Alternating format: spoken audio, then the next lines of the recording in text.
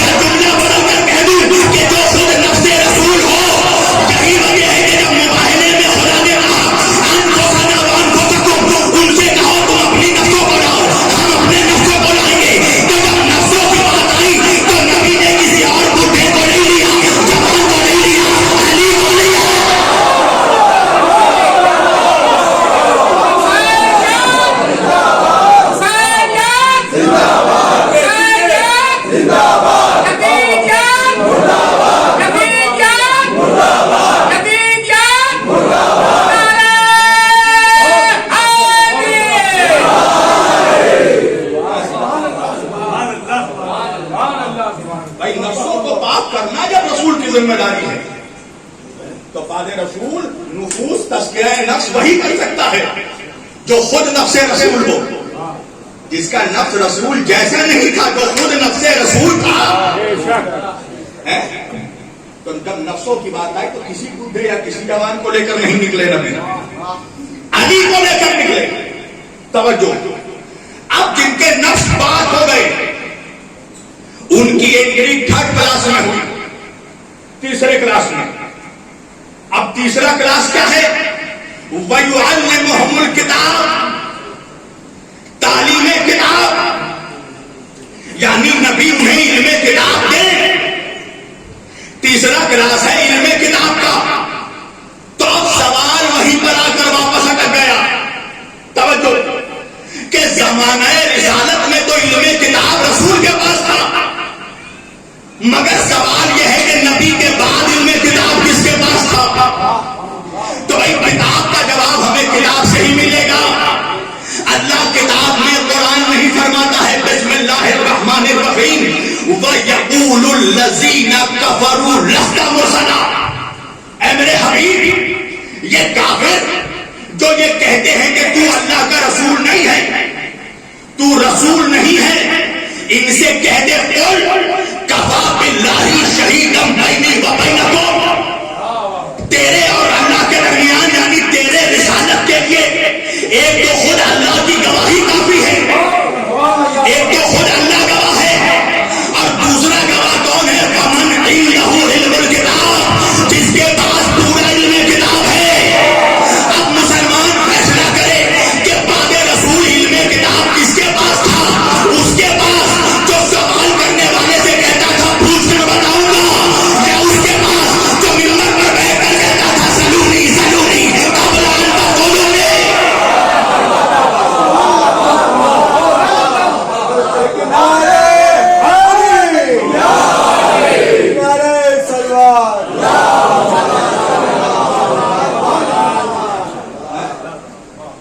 میں کوئی اور زبان تو نہیں بول رہا ہوں نا، فارسی یا پرشین میں تو گفتگو نہیں کر رہا، بنگالی تو اردو بول رہا ہوں. تو جب اردو بول رہا ہوں تو آپ کو بھی اردو بولنا چاہیے.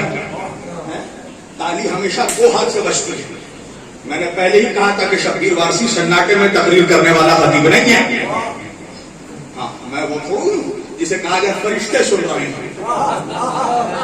ارے فرشتہ مجھ سے زیادہ جانتا ہے ابھی کیا ہے، عظمت ابھی کیا ہے.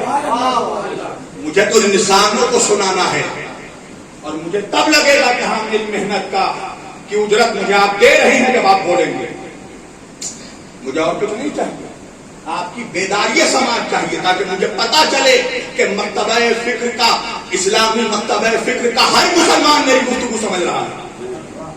میں کوئی ایسی گفتگو نہیں کر رہا ہوں جسے صرف ایک آئیڈیالوجی والے لوگ سمجھ سکیں، ورنہ پھر مقصد مجلس ختم ہو گیا. یہ عالمی میسج ہے امام حسین کا جو پوری دنیا تک عام ہوگا اور ہو رہا ہے. توجہ. تو اب جن کے نفوذ بات ہوئے وہ 3rd کلاس میں پروموٹ ہوئے علم کتاب. تو زمانہ رسالت میں تو علم کتاب میرا نبی دے رہا ہے، مگر نبی کے بعد علم کتاب کون دے؟ اللہ کہہ رہا وَمَنْ عِنْدَهُ عِلْمُ الْكِتَابِ. ایک وہ ہے جس کے سینے میں پورے کتاب کا علم ہے. کون ہے وہ جو بیٹھ کر کہے اگر مجھے کہنے میں کچھ غلطی ہو جائے تو تم صحیح کر دینا. ارے جو سمجھ گئے وہ تو صلوات پڑھ دے محمد والے محمد.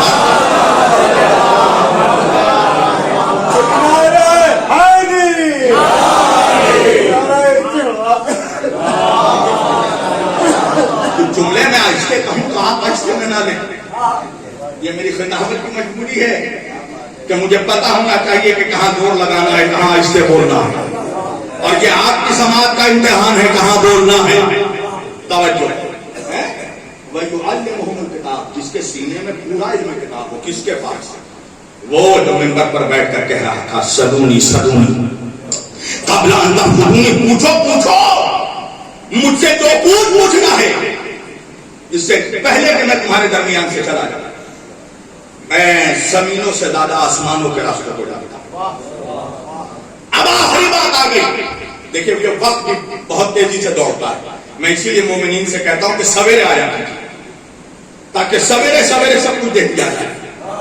اس لیے کہ یہ 12 کے بیچ میں 3 منحوس کسی کے لیے نہیں رکتے. یہ 3 منحوس کاٹے. بھائی میں جو بول رہا ہوں میں اس کا ذمہ دار ہوں. آپ اس بات پر مسکرا رہے ہیں کہ آپ ذمہ دار ہیں. ایک صلوات پڑھیں محمد والے محمد.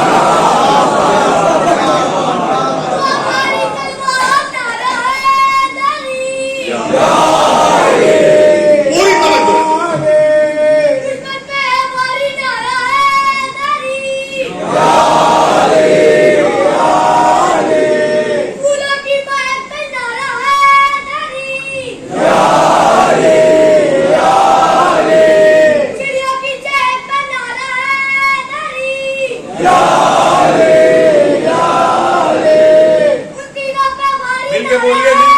سب مل کر آخری آدمی جس کا علی مل کے آخری آدمی تک 2 ہاتھ اٹھا کر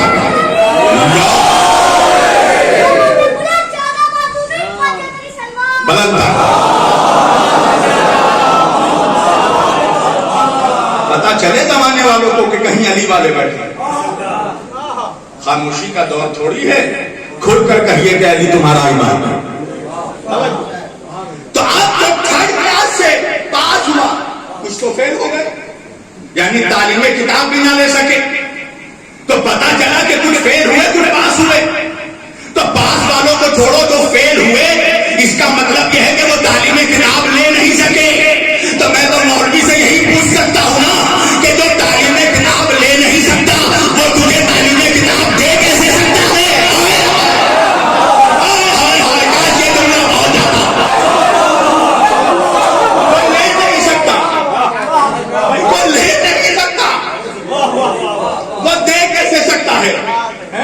تو بھائی جس نے لے لیا اثر قبول کر لیا, اب پروموٹ ہو کر فائنل اسٹیج پر پہنچا. بس یہ آخری نقطہ, فائنل کلاس میں پہنچا, آخری کلاس میں, اور وہ کلاس ہے حکمت کا.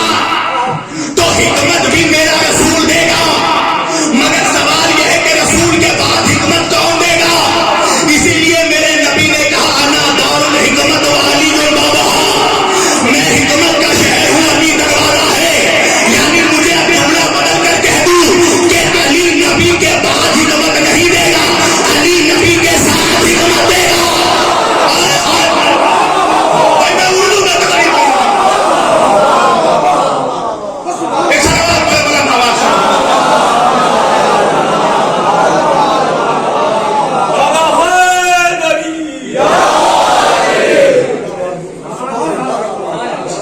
اس لیے کہ نبی یہ نہیں کہہ رہا کہ دے گا علی ہوگا.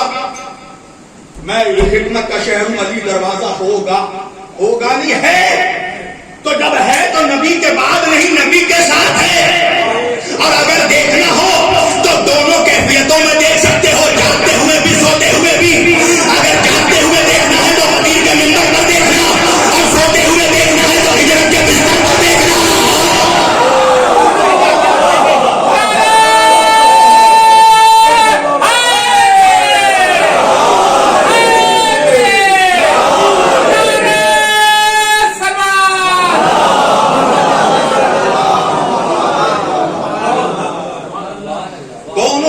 میں دیکھ سکتے ہو, جاگتے ہوئے بھی سوتے ہوئے. اب جاگتے ہوئے ساتھ ہونا آسان ہے, سوتے ہوئے ساتھ ہونا مشکل. بس اللہ نے گرامی سمیٹ دی میں نے. انشاءاللہ بہت کچھ بیان کرنا تھا, مگر انشاءاللہ ابھی وقت ہے. میں آپ لوگوں کے درمیان کل سے پورے طور پر آپ لوگوں کے درمیان مکمل معلومات پیش کروں گا انشاءاللہ. بس بشرط یہ ہے کہ آپ لوگ وقت سے تشریف لے آئیں. توجہ, اور کم از کم اتنی قربانی تو ہم دے سکتے ہیں. ہم کہتے ہیں نا کربلا میں ہوتے تو مولا کی نصرت کرتے ہیں. بھائی وقت تو دے نہیں سکتے, جان کیا دیں گے؟ جو آج اہل بیت کو کم از کم اپنا وقت دے سکتا ہے وہی تو یہ دعویٰ کر سکتا ہے کہ جان بھی دے سکتے ہیں. بھائی ابھی جان دینے کی منزل تو بعد میں آئے گی, ابھی تو وقت دے دو, اور وقت دے کر بتا دو کہ اہل بیت کے وفادار. اور قسم خدا کی اس وقت تو معراج حاصل ہو جاتی ہے جو وقت علی کے نام پر دیا جاتا ہے. سمیٹ دی میں نے. یہ آخری اسٹیج تھا, حکمت کا۔ اس کا مطلب یہ ہے کہ یہ چاروں اسٹیجوں میں جو اللہ نے نبی کو فائز کیا، پہلا یتلو علیہم آیاتہ میں، دوسرا ویزکیہم کے لیے، تیسرا ویعلمہم الکتاب کے لیے، تیسرا الحکمہ کے لیے، ان چاروں اسٹیجوں کو نبی کے بعد اگر کوئی سمجھا سکتا ہے، پہنچا سکتا ہے، تو وہ ذات اہل بیت کی ذات ہے، وہ ذات علی کی ذات ہے۔ اور اسی لیے نبی نے کہا کہ میں علم کا شہر ہوں، علی دروازہ ہے، میں حکمت کا شہر ہوں، علی دروازہ ہے۔ وہ دروازہ کھلا تھا امت کے لیے کہ آؤ اور اس دروازے سے علم حکمت حاصل کرو، مگر افسوس کے بعد رسول مسلمان آیا اس دروازے پر، مگر علم لینے کے لیے نہیں آیا، حکمت لینے کے لیے نہیں آیا، مسلمان آیا لکڑیاں لے کر، اس دروازے کو آگ لگانے کے لیے۔ کربلا کسی حادثے کا نام نہیں ہے، حادثے میں اتنا کچھ نہیں ہو جاتا کہ بچے مار دیے جائیں، جوان مار دیے جائیں، بوڑھے مار دیے جائیں، 6 مہینے کے بچے کو نہر کر دیا جائے، اور اس کے بعد بھی قتل کے بعد لاشوں پر گھوڑے دوڑا دیے جائیں، اور ویسے گھوڑے لائے گئے اس نسل کے گھوڑے کہ جن کے ٹاپوں میں اتنی طاقت تھی کہ وہ پسلیوں کو کچل ڈالے، ہڈیوں کو توڑ ڈالے۔ تو بھئی اتنا کچھ حادثے میں نہیں ہو سکتا، یہ انسیڈنٹ نہیں ہے کربلا۔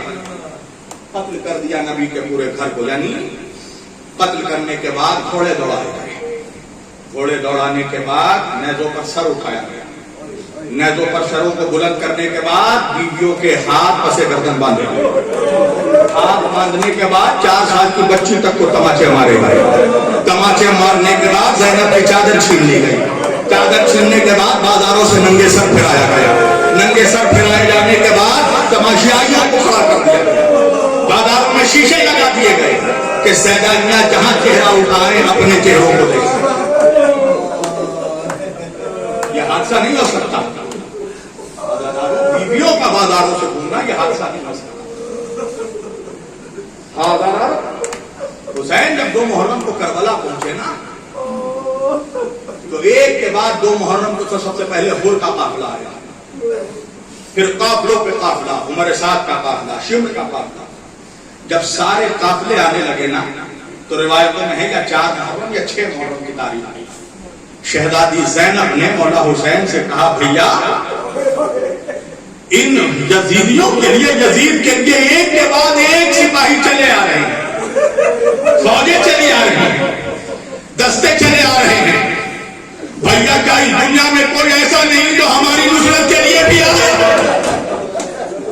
اجرکم من اللہ۔ حسین نے کہا زینب اس غربت میں کون آئے گا حسین کی نصرت کو؟ شہزادی کہتی ہیں بھیا ایک ایسا شخص ہے جسے اگر آپ بلائیں گے تو وہ میرا یقین ہے ضرور آئے گا۔ حسین نے کہا زینب کس کی بات کر رہی ہو؟ کہا آقا بھیا آپ کا بچپن کا دوست حبیب ابن مدہ ہے۔ اللہ اکبر، یہ بھی ایک الگ کردار ہے کربلا۔ میں ایک مجلس میں سن رہا تھا ایک واقعہ، مجھے وہ واقعہ یاد آ گیا، یہی اودھ کا واقعہ ہے، آپ ہی کے لکھنؤ کا واقعہ، کہ کوئی سرکاری ملازم تھا یا حاکم تھا، وہ ہر سال امام حسین کی سبیل کیا کرتا تھا، ہر سال عاشور کو امام علی مقام کی سبیل کیا کرتا تھا، دودھ کا شربت بنایا کرتا تھا، اور اتنی بہترین سبیل ہوتی تھی اس کی کہ لوگ سال بھر انتظار کرتے تھے۔ اور آج بھی مجلسوں میں آپ دیکھیں، بہت سی مجلسوں میں ایسے تبرکات ہوتے ہیں کہ سال بھر مومنین اس کا انتظار کرتے ہیں، سال بھر لوگ انتظار کرتے تھے، مگر جیسے ہی محرم کو کچھ مہینے باقی تھے وہ شخص کسی مقدمے میں قید ہو گیا، اور جب محرم قریب ہونے لگا تو وہ خدا سے کہنے لگا پروردگار میں اس مرتبہ اپنے مولا کی سبیل کیسے لگاؤں گا اگر میں زندان میں رہا؟ تو جملے بتاتے ہیں کہ جب شب عاشور آئی، ٹھیک ہے شب عاشور کو اس کی رہائی ہو گئی، وہ آزاد ہوا، اور جب گھر گیا تو اب عاشور میں سبیل کے لیے پریشان تھا، اس لیے کہ اس کے پاس اتنے پیسے نہیں تھے کہ وہ ویسے ہی ہر سال کی طرح سبیل کرے، دودھ کی شربت کا انتظام تھا۔ تو اس نے اپنی استطاعت بھر پانی میں شکر ملا کر میٹھے پانی کی سبیل لگائی، مگر ہوا یہ کہ لوگ آئے، تھوڑے لوگوں نے پیا، مگر جب بہت سے لوگوں نے دیکھا کہ وہ سبیل نہیں ہے جو ہر سال دیتی، تو لوگ چلے گئے اور اس کا سبیل بچ گیا۔ وہ رونے لگا اور مولا حسین سے کہنے لگا، مولا ایسا کبھی نہیں ہوا کہ تیرے نام پر میں نے جو سبیل بنایا وہ بچ گیا، مولا کیا میرے سبیل کو پینے کے لیے کوئی نہیں آئے گا؟ روایت کے جملے بتاتے ہیں جب رات ہو گئی تو اچانک رات کے وقت اس کے دروازے کو کسی نے دق الباب کیا۔ جب اس نے اپنا دروازہ کھولا تو کیا دیکھا کہ کچھ مسافر آئے ہیں اور ان کا لباس بھی ہندوستانیوں جیسا نہیں ہے، ان کا لباس بھی عربوں جیسا ہے۔ اب وہ قافلے میں آئے تھے، انہوں نے کہا کہ ہم مسافر ہیں، ذرا ہمیں پینے کے لیے کچھ پانی مل سکتا ہے۔ اب وہ مولا کا چاہنے والا خوش ہو گیا، اس نے سوچا ساری سبیل بچی ہوئی ہے، کیوں نہ انہیں مسافروں کو پلا دیا جائے۔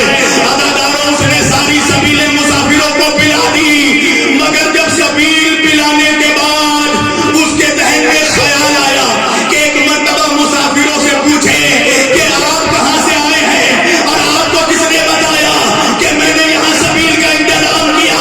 تو جب اس میں سے ایک شخص سے اس نے سوال کیا کہ آپ کہاں سے آئے ہیں، کس نے آپ کو بھیجا، تو اس شخص نے جواب دیا، میرا نام حبیب ابن مظاہر ہے، میں کربلا سے آیا ہوں، مجھے مولا حسین نے تیرے پاس بھیجا، یہ شہدائے کربلا۔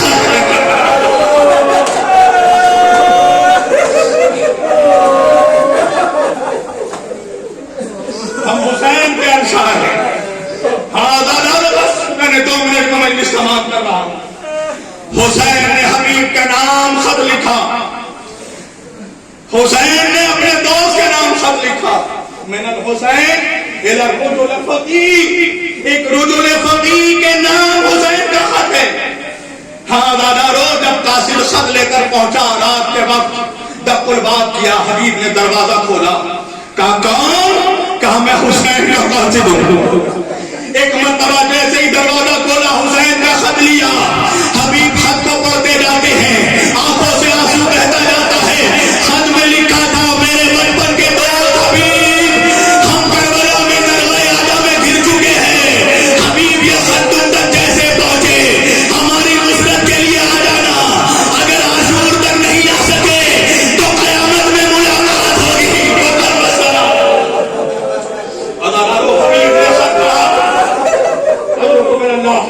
ایک مرتبہ قاصد کو بٹھایا، حجرے کے اندر گیا، بیوی نے پوچھا کس کا خط ہے؟ حبیب کہنے لگا یہ میرے مولا حسین کا خط ہے۔ بیوی نے کہا حسین نے خط میں کیا لکھا ہے؟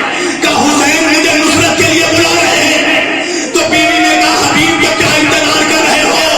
حبیب نے کہا میں سوچ رہا ہوں جاؤں یا نہیں جاؤں۔ ایک مرتبہ بیوی نے جلال میں کہا حبیب اگر تم نہیں جا سکتے تو لو میری چوڑیاں تم رکھ لو، مجھے تلوار دے دو، میں مولا کی نصرت کی خاطر جاؤں گی۔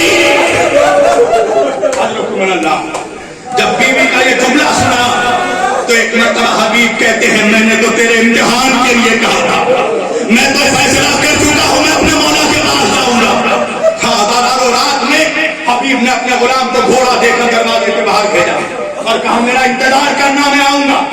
عزادارو، غلام انتظار کرتا رہا، مگر جب رات گزرنے لگی، جب دیر ہونے لگی تو غلام گھوڑے کے کان میں کہنے لگا اے میرے آقا کے گھوڑے، اگر میرا آقا نہیں آیا تو میں تجھ پر سوار ہو کر مولا حسین کی نصرت ہو جاؤں گا۔ اجرکم من اللہ۔ ہاں دادارو، حبیب آ گئے، وہ وقت بھی آیا جب ساتھ محرم الحرام کو حبیب کربلا پہنچے۔ ارے حبیب کی آنے کی خوشی خیمہ حسینی میں پہنچ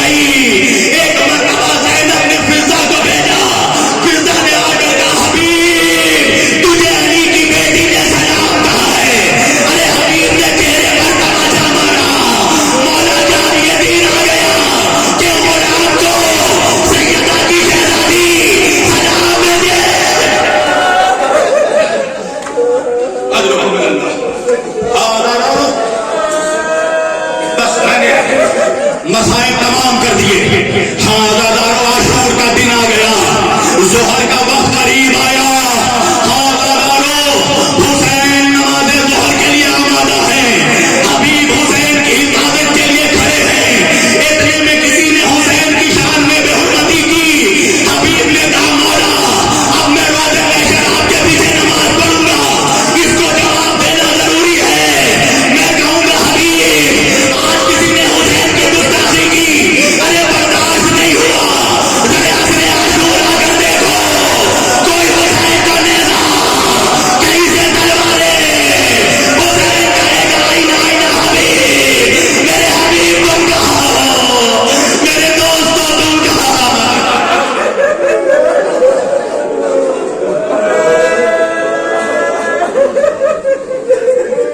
لعنت اللہ.